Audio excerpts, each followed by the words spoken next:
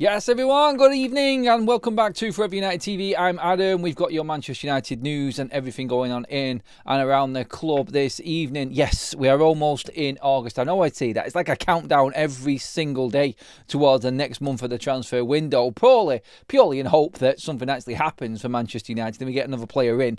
We are going to update you on the Watkins and Sesko situation. I put a video out earlier on with the major updates as well. We'll go through some bits of that just in case you didn't see that video, but you can always go back and check out the detail of Sesko and Watkins and where we're at later on anyway when this live is finished. So that video is on the channel there, last one down on the main page, so you can check that out later on. We're going to be talking about Garnacho first of all here, and a change in stance that's gone under the radar from Manchester United. There are lots, as you can see at the bottom of your screen there. Chelsea sources now talking about this being one to watch and keep a very, very close eye on going into the next few days with Garnacho. So we will be looking at that. There is something else that I've picked up on as well that's happened that supposedly wasn't going to happen with Garnacho. All of that. So I'm going to bring you the goalkeeping situation because a couple of names have been brought up all of a sudden this afternoon after Laurie Whitwell comes out and says that Manchester United have put the goalkeeping situation on hold and we're not searching for a keeper now, which prompted me to go into stories about United putting all of their resources, efforts and money into a striker. And now we get more stories about goalkeepers, but might not be straight away. And a few things have to happen before we actually get a goalkeeper in. We'll go through that detail as well. Brian Mbeumo has been opening up with Rio Ferdinand. We'll go through the quotes that he has said. He has pretty much named the striker that he wants to join Manchester United. And it's no surprise to most people. Yes, I'm sure you can all figure out who Brian Mbeumo would like to pick. He didn't say he would prefer him over a certain other player that we're looking at right now. But I think he alluded to how good this player was and what Manchester United should be doing. All of this and your communications in the live chat, please, as well, everybody. Get in there and give me your thoughts and get your conversations going right now, please, everyone. And let's get into this chat this evening. Hope you are doing fantastically well. Bit of a calm day compared to what it was yesterday for Manchester United, but I feel like this is the calm before the storm. Like looking looking up there to the northeast at the moment, it is absolute chaos with Newcastle and the Alexander Isak situation. Is this going to prompt them into something regarding the Benjamin Sesko situation? And is this why they have already made that bid that I spoke about earlier on? We will talk about that. But United at the moment, it's rather calm, comfortable. Everyone is chilled out. United obviously winning on tour helps out and keeps everybody at that sort of level and a little bit sane. Let's just say that, because if we were losing on tour and not doing well, then United fans would be like, why are we not making signings? This is taking too long. Yeah, we are into August on Friday, and it is then starting to look like the last knock-ins. I've said it many times before, 2 weeks before the start of the season. Let's just shut up there, Adam, and stop talking about everything everybody already knows and get on with the news. Right, sorry, getting carried away. I am looking forward to the start of the season. That's why I keep talking about it. I need my football back, but we're going to talk about transfers. Will Garnacho be a United player? Of course he won't. And everything that Ruben Amorim said about players, if they don't get their prices for them, will be Man United players. Garnacho won't be. I can guarantee you that right now. There is not a chance that Garnacho will be back at Manchester United after his relationship and what he said after the end of the season, Ruben Amorim and everything and all the fallout that we know about. But Garnacho, in his hunt for a new football club, is starting to heat up a little bit behind the scenes. And I think he's now simmering to a boil because we are hearing from plenty of Chelsea aggregator accounts and sources around Chelsea are well in with the Chelsea setup, as well as what Romano said. And I think a lot of them have used Romano to bounce off here and actually use in their own sort of reporting, because Romano is the one until we know everything that's going on because of Fabrizio Romano. He is the detail man and everything that's actually really happening in this window. Garnacho, very close, or keep a close eye on, in the move to Chelsea. They want both Simmons and Garnacho, and any deal that they make now is not going to stop Maresca going for Garnacho. We've talked about it before. They want depth, they want everything now, well, and deserve the win. People are going to be expecting more from Chelsea this season. So, yeah, it's time to get prepared. Garnacho to Chelsea is something that Romano mentioned several times about this being one to keep an eye on himself and move forward. But behind the scenes, Manchester United are pushing Garnacho towards this exit door by telling him to find and move away. Now, intermediaries have actually come in, and Napoli have been approached again. So there is work going on over time on Garnacho to get him out of the door. This is why I would say that I know Garnacho is not going to be a United player. Remember what we said before? Garnacho's representatives felt that they didn't need anyone else to step in and make this transfer happen. It now looks like, according to Italian sources, Napoli magazine in particular have come out and said that Napoli have also been approached again by Garnacho intermediaries offering them the player. The problem with this, and we have just found this out in reading into this article, is that Garnacho's representatives, i.e. his main ones, his brother, yep, you know him, Mouth Almighty at the end of the Europa League final alongside his brother Garnacho, and what he didn't get and what he didn't get out of that final, me, and nothing and no accountability for anything that went wrong last season. That guy, yeah, him and whoever else is on his team have not impressed Napoli. And apparently Napoli walked away from any deal through not wanting to work with the representation of Garnacho. They didn't like how they approached any transfer or proposal from Garnacho's representation. They thought they were, I don't know what the exact words would be in this, but they didn't like the way that they operated. They didn't like how they went after a deal for Garnacho on personal terms and things like this. So, again, it looks like poor representation for these players at Manchester United. I've always had an issue with certain agents. I've always thought that they are the scourge of the football game. They're the ones that are causing a problem. And their greed and what they want out of deals has led these players down that horrible pathway of thinking they are better than what they actually are and deserve more than what they actually do. And this goes for Rashford, this goes for Garnacho. No real surprise that them two are top of the Manchester United out list for this summer. And obviously Rashford has already gone, needing intermediaries because their representation and his reps are not good enough to get a decent deal for him. Just like it was with his Villa one, the same with Barcelona. Garnacho now obviously 2 months into the window, no move and needing to find a football club. Like we said, the World Cup coming up is going to definitely play a part in these players trying to find a football club before this window ends. It's the last chance they've got, and it does look now, without anybody saying anything or anything being brought up, that Napoli have basically outed Garnacho's approach now to moving from the club, and they said that intermediaries have approached them. Antonio Conte still likes Garnacho. This is the report. I just don't see a Napoli move materialising now. I think they've already burnt the bridge with Napoli. And that's representation of Garnacho, not Manchester United. It was all... Remember that conversation about Garnacho and his wage demands not being in line with what Napoli want and being too high? I mean, I didn't think they were too high. Apparently Garnacho at the time in January wanted £90,000 in wages. Or it might have even been euros. Forgive me if I'm wrong with that one, but I didn't think that was bad for someone at Garnacho's level. Like, if you're going to sign a contract for 4 or 5 years and you're on 90 grand a week, that's not bad. So I kind of went with Garnacho on that at the time, but maybe something else went on that we didn't know about or hear about, and was the main reason why Napoli didn't go for Garnacho. So yeah, it looks like he's not appealing to many at the moment, and there's Chelsea waiting. And I know exactly what Chelsea are doing here. They are going to try and bid Manchester United in the balls at the end of the window because they know we're desperate, and this was always going to be the play for anybody. In fact, I guarantee you right now that Chelsea try and pull a loan offer on Manchester United right at the end of the window. 100% they are going to try that. They're going to try and pull a Jadon Sancho on us. I guarantee it. That's what Chelsea are. That's what Chelsea have done to Manchester United in the past because they're smart. I don't like Chelsea. It's probably because I'm jealous of Chelsea and how they actually run the football club, how they get the deals done, how they get money for their players. I mean, honestly, have they not swam the channel with João Felix and that price? Like, oh my God, there's a player that they just cannot use at all. That has just completely fallen off. And there we go, 40-odd million quid in the bank, and away they go again, being able to afford another player.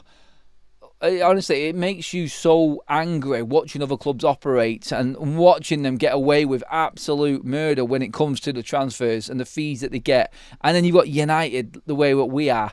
Like, I'm not saying that Manchester United won't be able to get a good deal or as good a deal with the Saudis. Obviously, if this does move forward, like Romano says, with Anthony and the Saudi Pro League, and we get a good deal for Anthony, then we can say that we have done well also in that. But it is like the get out of jail card, Saudi Pro League, when it comes to trying to get transfers done. Everybody just tries to use the Saudi Pro League to make up for the mistakes that they've made in the transfer window. And United have got a few. We've just not been able to utilise the Saudi Pro League yet, because nobody wants to go.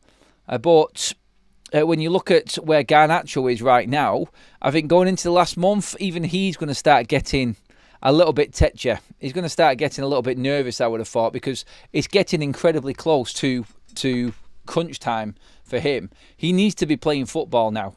This is the problem he's got. Everyone in his team, in the Argentina team, I'm saying, are now out. Everyone's playing football. Everyone's had the pre-season. He's just stuck on a piece of grass on a pitch at Carrington, training and kicking up a ball on his own, just doing work that you would normally expect a player to do in pre-season before he comes back to actual training.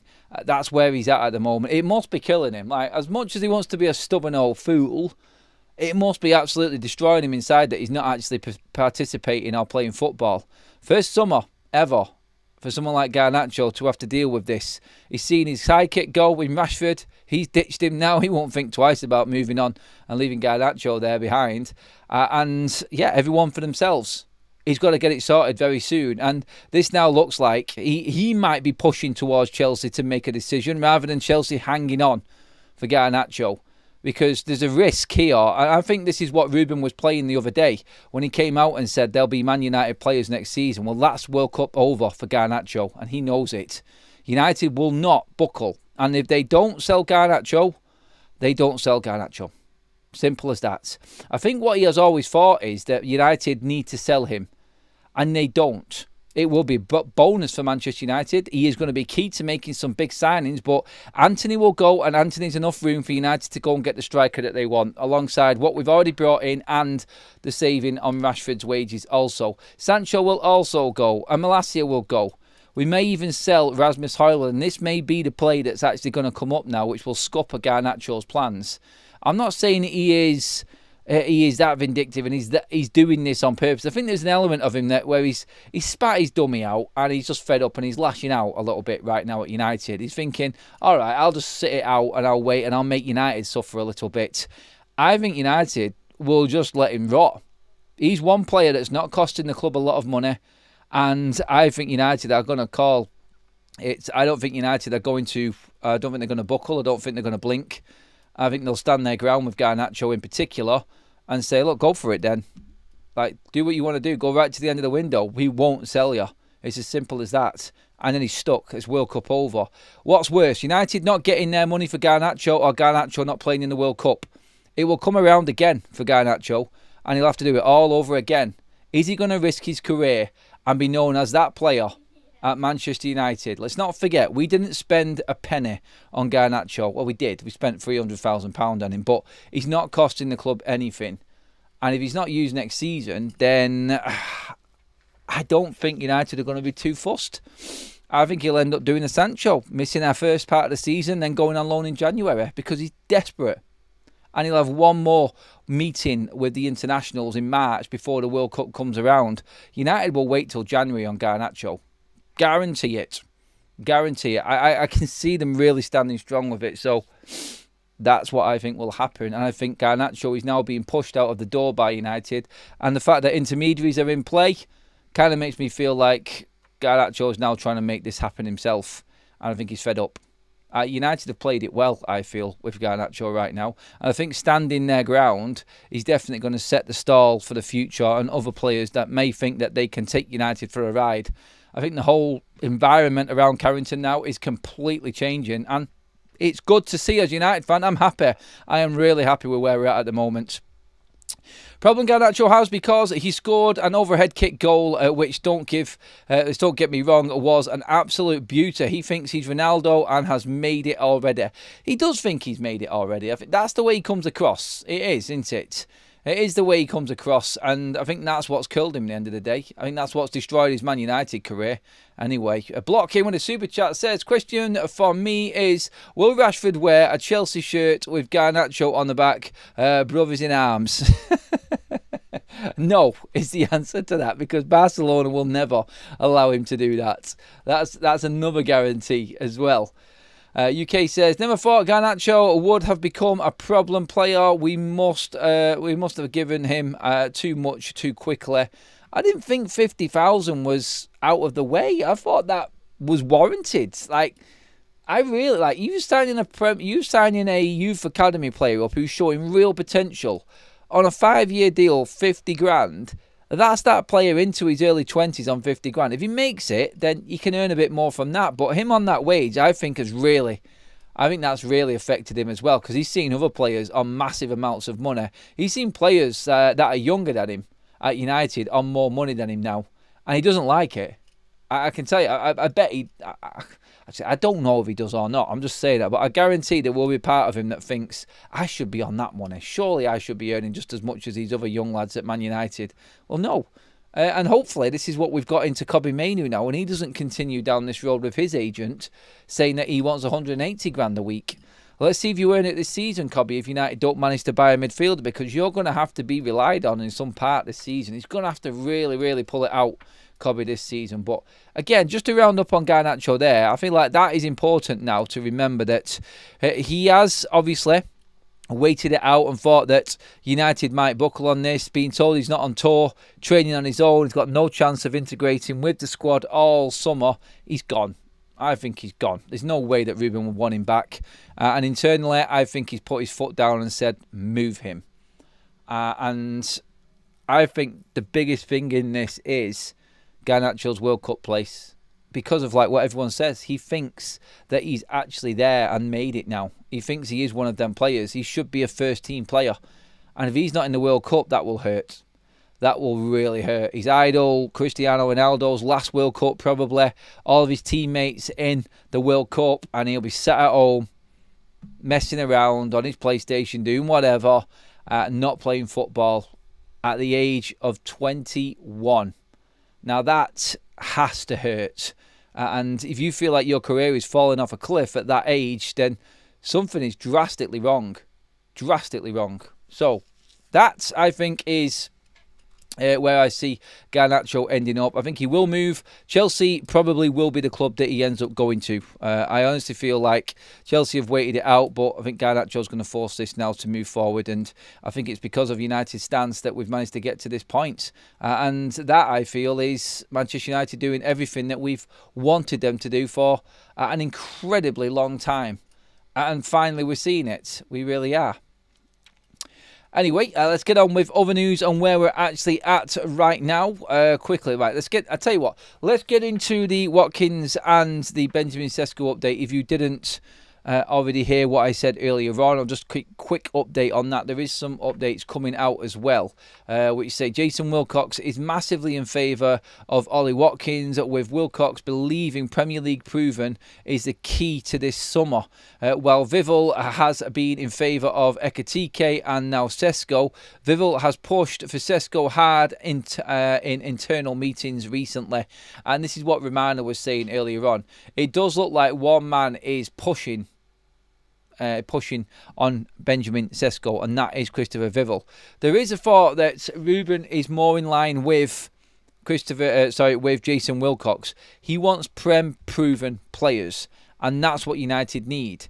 If we're going to attack the Premier League, and that's going to be the most important competition for us this season, then United need to be going forward with Prem-proven players if we can get hold of them.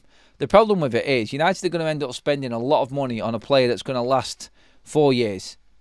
And I was talking about this on the lunchtime video earlier on. United are in a position here where they know they've already been told by Villa that there's a no. He's not for sale for Ollie Watkins. And they're going to have to be prepared to go into the trenches and dig it out and fight for Ollie Watkins. We're going to have to get a similar scenario now to what Alexander Isak is at Newcastle, and Watkins go AWOL and really kick up a stink. That's the only way that United are going to get Ollie Watkins. He's going to have to come out and do something, I think, because Villa are not going to sell him to Manchester United. I keep saying this.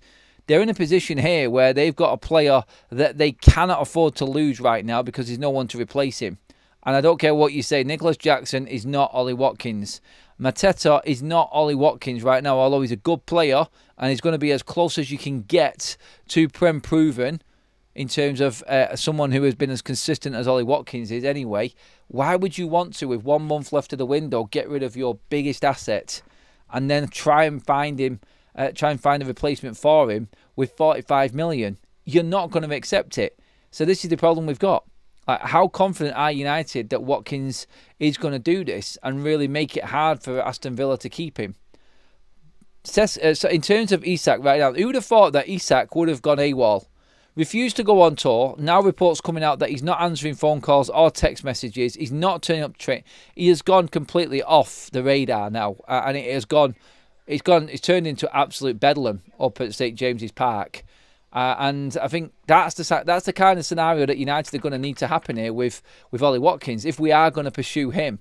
I don't care if people are reporting that Manchester United feel confident that United can get Watkins for 45 million. That is not going to happen. It's sensible, and that's the price it should be, but I just don't see it happening.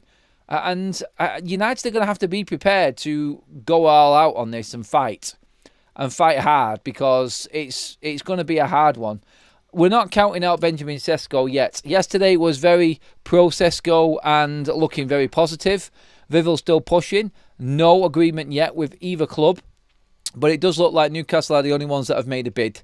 And that, I think, is probably putting them ahead in terms of negotiations. And how far down we are with this deal right now, I think I think Newcastle are ahead. And I think this is where we're actually at with this.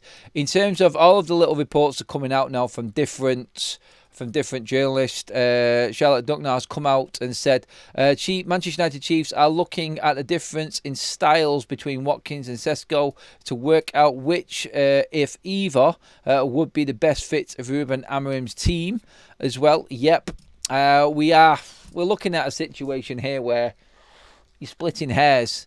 You've got that powerful player. The closest player you've got to Victor Gyökeres in Ruben's heyday and team he created at Sporting is Benjamin Sesko. Watkins is a different player. But I tell you what, Watkins, you'll be hard pushed to find a player that offers the hold-up play and the positioning that Ollie Watkins does as a centre-forward. Here is a out-and-out number 9 in his prime. I think the closest you will get to an Andy Cole type of striker is Ollie Watkins. That's who I liken Watkins to. Quick-ish, sharp off the 5 yards, giving himself that space to get the shot away. Great in the air, can head a ball. Has got different attributes to his game in terms of his finishing, his power, his finesse. He has got great vision. He's just an all-around player. And do you know what? Brian Mbeumo has been talking about Ollie Watkins as well, and opening up about the perfect player that Ollie Watkins actually is. And that, I think, is something as well that we can look into. I mean, it's not necessarily saying here, Brian Mbeumo, that we should go out and sign Ollie Watkins, but when asked about him by Rio Ferdinand, he says, Watkins, he is the complete forward. He knows how to do a lot of things. He can get involved in the play or make runs in behind. It's really good for his teammates because we can use his movement to make up space. He also knows how to combine. Yeah. With Prem proven quality, why have we missed out on players like this? God, our recruitment team of the past has really let us down. And so we should already have a player like this in at Manchester United. We should already have an Ollie Watkins. We should already have a Benjamin Sesko. I said before, Manchester United lost the chance to sign Benjamin Sesko as a teenager for €2 million. We bid 1.1 and lost out. So, yeah, Watkins fits the bill, Premier League. But like I just said there, United have known Benjamin Sesko for over 5 years. Like Laurie Whitwell of The Athletic went into detail on the past of Manchester United and Sesko. that this is a player that they're going for the third time. And is it 3 strikes and you're out? Well, it is. If they don't get him this time, they're never going to be able to get him again. And are Manchester United now going to go all out and try and get a man that they've been chasing for half a decade? This is the point we're making about Sesko as well. It's not like it's a player that's just been dragged out from a scout from abroad that they've been watching for the last few months. This is a man that United know inside and out, and even more so now with Christopher Vivell. And that was what Romano was pushing very, very strongly today in his video when he said it's all on Vivell, which kind of makes you feel like he's outvoted a little bit. Because if Wilcox wants Watkins, I feel like Ruben is on Watkins as well. And United's push for predominantly Prem-proven players is where it's always going to, I think, tip the scale. But that price, and Villa saying no when Sesko is available for sale. So too is Cunha, and so too is Mbeumo. This is the first player in Ollie Watkins, really, that has had a stonewall no next to his name by the selling club or his parent club, Villa. In this case, this is the first time we've come up against it this summer. Look, Brian Mbeumo had a year left on his deal, and it took us nearly 7 weeks to get that deal done. Ollie Watkins with Villa saying no, and obviously there's no sell on it for Manchester United. How far are they going to push it? I just don't feel comfortable in Manchester United going all out and doing everything they can to get Ollie Watkins. I just don't see it. And this is the gamble. I was having this conversation with Kaz before. It's like, if you want Champions League football, you sign Ollie Watkins. If you want the future and you want the capabilities of being able to sell a player on with a bit of sell-on factor and you're thinking more about the money side of things and developing a player, then you go for Benjamin Sesko.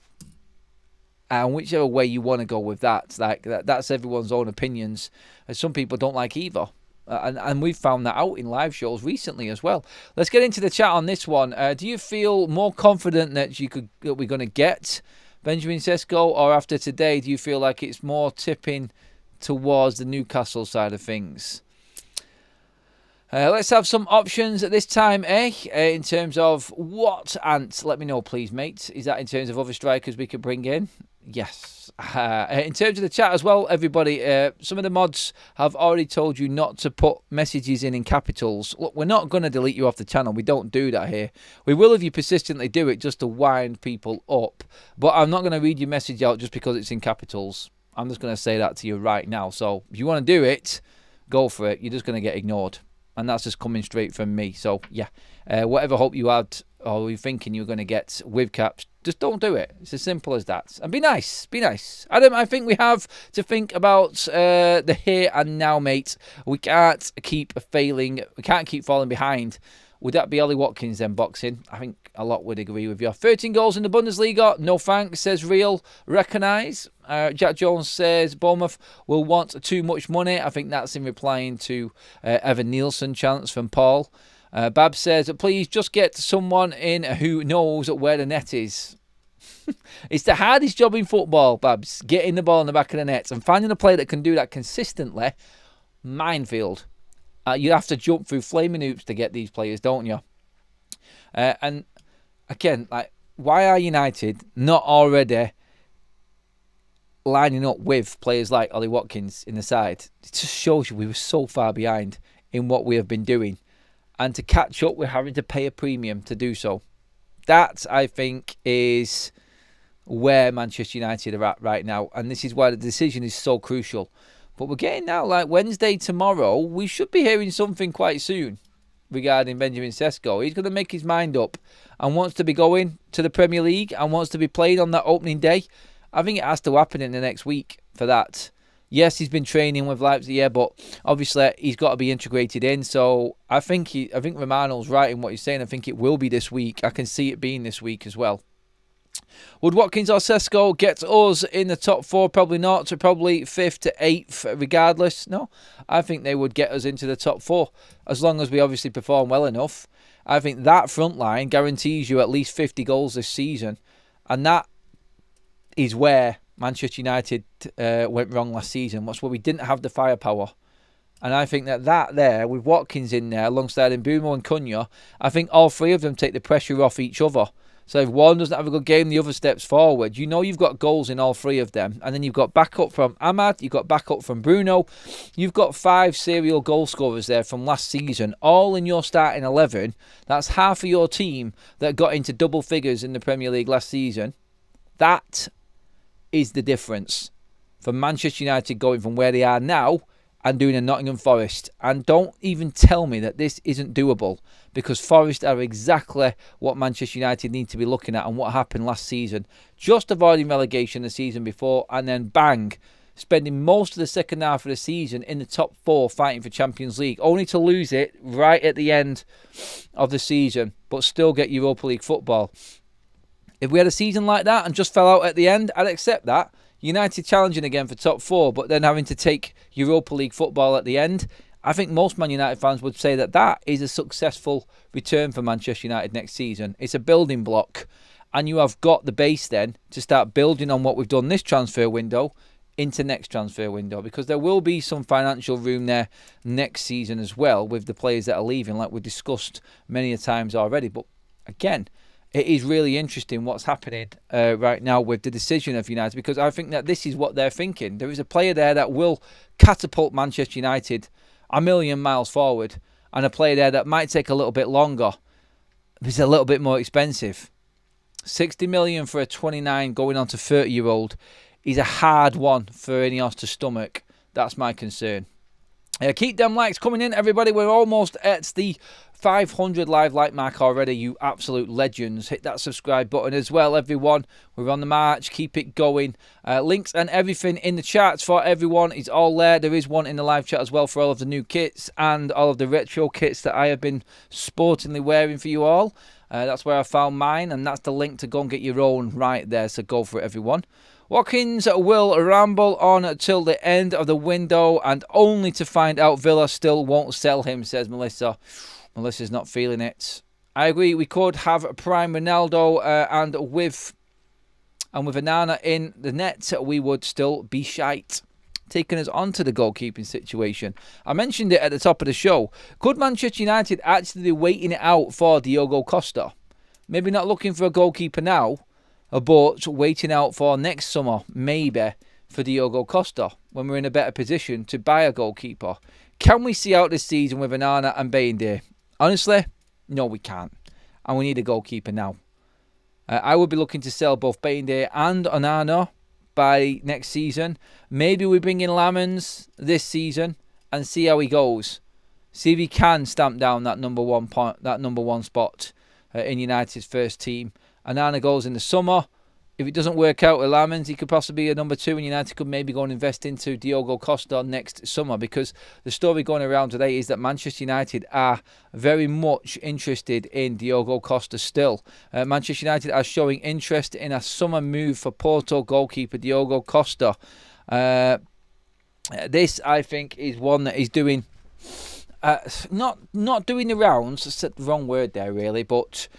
I think this is one that we could probably see happening later down the line. Now, Diogo Costa was reportedly going to Manchester City to replace Ederson. Ederson is going to end up in Turkey. If you haven't seen the stories, this is what is most likely going to happen, because James Trafford has now rejoined Manchester City and signed a 5-year deal. So you'd expect James Trafford to probably feature as City's number 1. You've got Ortega there and Trafford there. They're not going to go out and buy Diogo Costa right now. There's no way that James Trafford would have gone back to Manchester City if he wasn't playing football. That would be absolutely crazy. And I think it's a strange scenario how he's ended up back at Manchester City after all these years out. But again, some will say also that's good business from City. He helped them in that PSI year when he was sold to Burnley. Now he's come back an even better goalkeeper and can be their number 1 going forward. And that's their keeper then at a young age for the next how many years?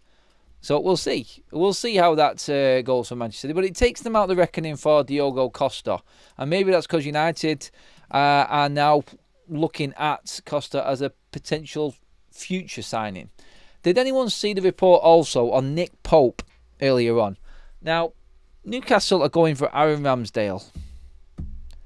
Oh, imagine. I seen someone actually tweet out, and I mentioned it the other day. We've gone from a 4-4-2 with Isak and Ekitike up front to having no striker and signing Ramsdale. from Southampton. Sorry, that's a crazy window right there. Newcastle are being shafted left, right, and centre at the moment, which is why I think they're going all in on Benjamin Sesko. They need to fire back with something for the fan base, of course. But TalkSport are actually saying that Nick Pope could become a option for Manchester United to play as number 2 behind Andre Onana. Now, I've heard some absolutely obscure and some ridiculous stories this summer, but this one takes the biscuit. And it's not the way you would think. Like, it's not that Nick Pope would be a Manchester United target. It's the fact that they're saying he was going to play number 2 behind Andre Onana. Nick Pope, don't get me wrong, I don't think he's the best goalkeeper in the world, but he is hands down miles better than Andre Onana is.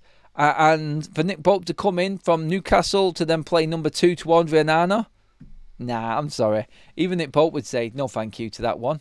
I need to be playing number 1.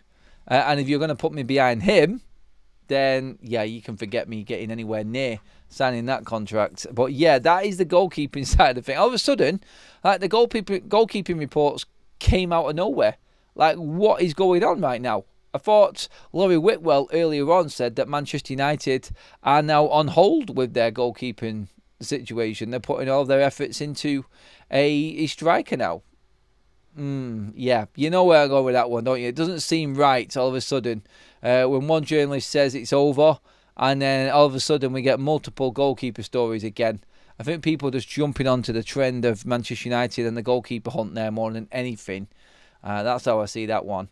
London with a gifted membership. Thank you very much, my man. I love that. Really appreciate that again. Kevin in the chat says, what's the point in going for a player that is not for sale? Villa had a problem with PSR, but no way they are that short of money and they won't sell Watkins. This is what I said before, Kevin. Like, I'm not confident that United are willing to go and fight the way that they need to get Ollie Watkins in.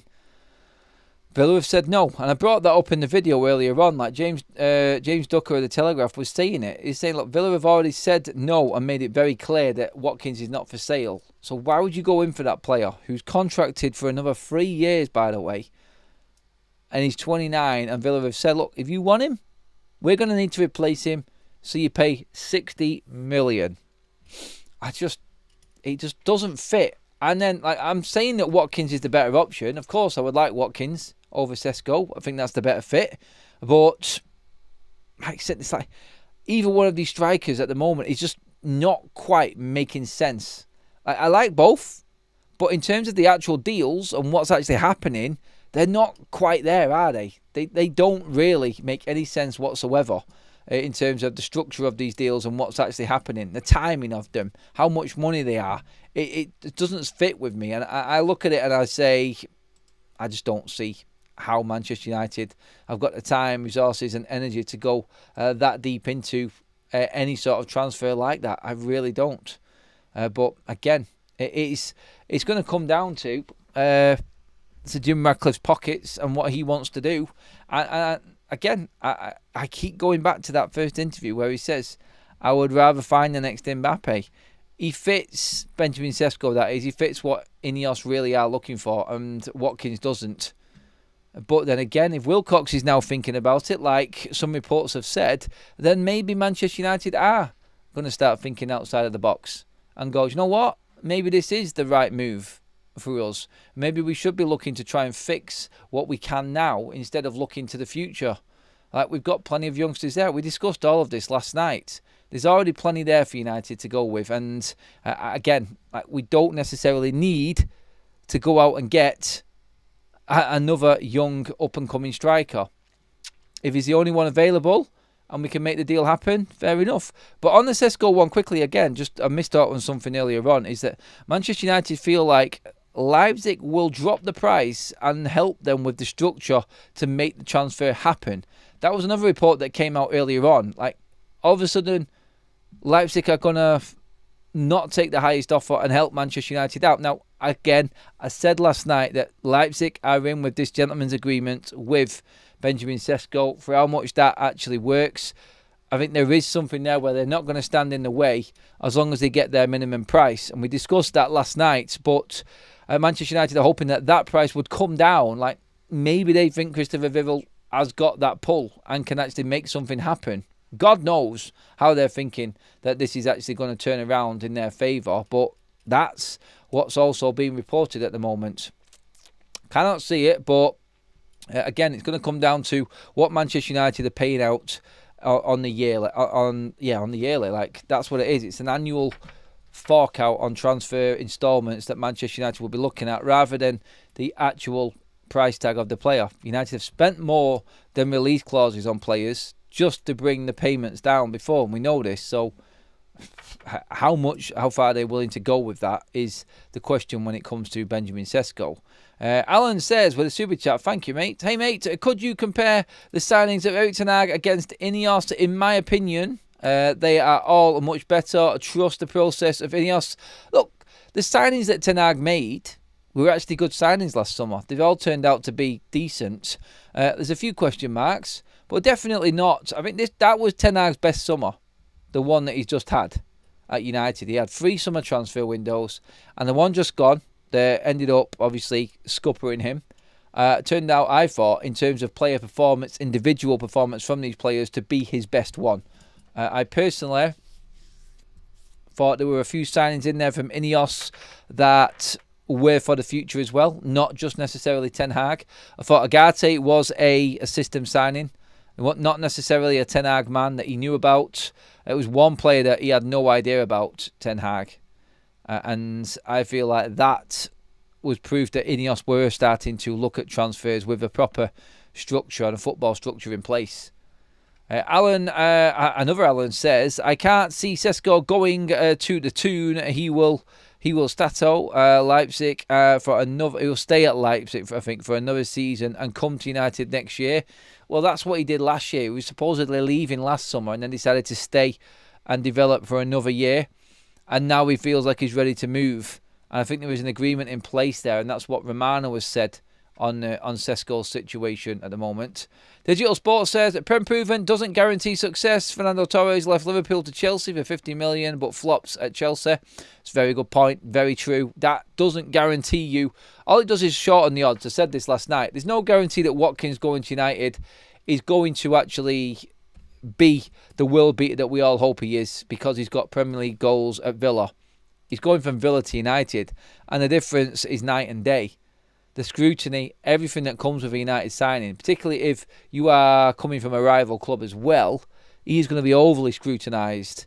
And yeah, there is no guarantee that these players are going to hit the ground running just because they've had Premier League experience. It doesn't work like that. It's always an extra step up to United, no matter how much experience you've got in that particular league. And that's a fair point there as well. Sesko's conversion rate, shots to goals, is better than Watkins, probably because he's not as many chances created. Cheers for that one, Gray. Ant says, they must see something. I like Lamens. I've read his scouting reports, and they are fantastic. Again, like going on the keeper one, just touching on that, what we said before, I honestly don't believe in them stories. I know that Ruben would be interested in Diogo Costa, but he's going to cost 50 million. United are not going to move for a keeper at that price. There's not a chance. And I think it's going to be more likely going to be someone like a Lamens. I've already said it before, and I think that will happen right at the end of the window. The biggest conversation right now is, and we need some updates. We want to know. It's got to happen this week between Sesko and Watkins. And that's how Romano opened up before. United have to decide. Is it Watkins or is it Sesko? And I'll go back to it again. Why would Sesko not have signed for Newcastle already? He's waiting for Man United. He's waiting for something to happen. That's what's going on with Benjamin Sesko right now. He wants to know if United are realistically full on in for him, and they're going to go to Leipzig with an offer, like apparently Newcastle have already done so. Let's see what we've got. 50 million is a bargain for Costa, says Leo. I know you like him, Leo. Let's see what else we've got here. I would rather go for Watkins rather than Sesko, who hasn't kicked a ball in the Premier League. I get it. Again, I know what you're saying, Mr. Dacia Sandero, but like the comment just said there, then it doesn't guarantee you that he is going to smash it at United. You're just shortening the odds, aren't you? you've got a better chance that Watkins will make it than Sesko because he's used to that league. And he's actually teaming up with someone who he's played with before, which I think is another thing that we have to remember here. Someone said before to me that, do you feel like the players should be asked about what players should come in because they're the ones who are going to be playing with him? And it's a no. But as a manager and a recruitment team, you would look at the team that you've got. You would look at the players. You would look at any history at all and go into as much detail as possible. And the fact that Mbeumo has got that link-up history with Ollie Watkins would surely come into the equation and the conversation. So that, I think, is why Watkins is probably right up there and is making it incredibly difficult for United to make their minds up. Just to go back over the story that I talked about earlier on, it's not just Ruben Amorim on this one. The story came out, and this has been said at the top of the show as well, is that Jason Wilcox is massively in favour of Ollie Watkins, with Wilcox believing Premier League proven is the key this summer, while Vival has been in favour of Benjamin Sesko. Christopher has pushed for Sesko hard in internal meetings recently. That was the story that we brought you earlier on. And again, I think United do need to get that number 9. But it's like Mbeumo speaking to Rio Ferdinand earlier on when talking about his position. A lot of people have said that Mbeumo should be going forward and playing as a centre forward. I've said that as well. And this is what he said. I think now in football you have to be adaptable and be able to play in a few other positions than what you say is your best, i.e. where you naturally play. Obviously, I've played as a winger mainly at Brentford, but I don't have a specific position where I feel I can do the best. With Brentford, I used to also play as a number 10 in the pocket or even as a number 9. I can play all those positions, whatever position the gaffer wants to put me out, I will play there. I always want to do better than I was yesterday. I'm very demanding of myself and I always try to do my best. I don't like to put limits on myself as well. Like saying that he can play the number 9 position is one thing, but I think his natural ability and what he said about Ollie Watkins and being able to find the striker is where Bryan Mbeumo excels for me. And again, I think we'll see Mbeumo at 9. I think we'll see Cunha at 9. I think we'll see Bruno Fernandes at 9. I think we'll see them all at the number 10 position as well. I think there is a full-on rotation there.